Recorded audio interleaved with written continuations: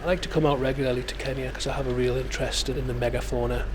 Photographically, I started out as a very poor and frustrated landscape photographer. When I was sort of waiting for the right light and the clouds and everything to sort of come together, I was actually more interested in the wildlife that was around me, and that began to make me change my direction.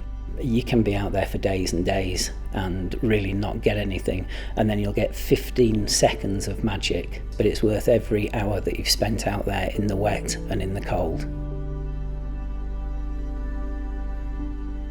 I tend not to use a tripod. I find them quite restrictive. When things happen in front of you, they happen so quickly. Being able to handhold the camera with the viewfinder up to my eye makes a massive amount of difference, and the X-T4 with the IBIS is rock solid. Telephoto lenses are traditionally very heavy and it's very easy to get camera shake. The stability makes a huge difference when a bit of muscle ache begins to set in. I do have a bit of a process when I'm going out to take a photograph. It's about getting into a good position. Working with a qualified guide like Boston has its huge advantages. He knows where the wildlife is. He's got extremely good sense of his surroundings, and it just makes for an enjoyable experience, not just for me, but also when I'm doing a safari with guests. It helps for them as well.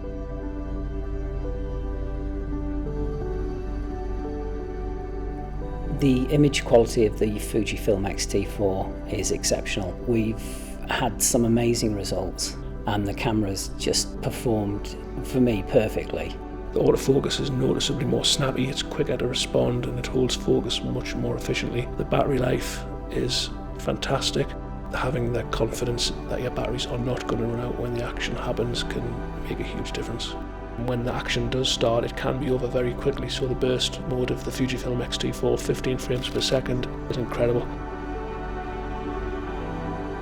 The new slow motion frame rates that have been introduced to the FUJIFILM X-T4 now enable me to capture the minute detail. Every hair movement are just caught beautifully now. But when these animals start running, I think that's where you really see the beauty of them. Having come from the X-T3, I can really see the improvements. Prior to coming out here, I'd never done a safari before, and now it's at the top of my list to come back again. Importantly, it's not just about the lions and the elephants and the rest of the big five. It's about the whole ecosystem, the gazelles, the impalas, the warthogs, and the bird life too. It's amazing that these animals exist, and long may that continue.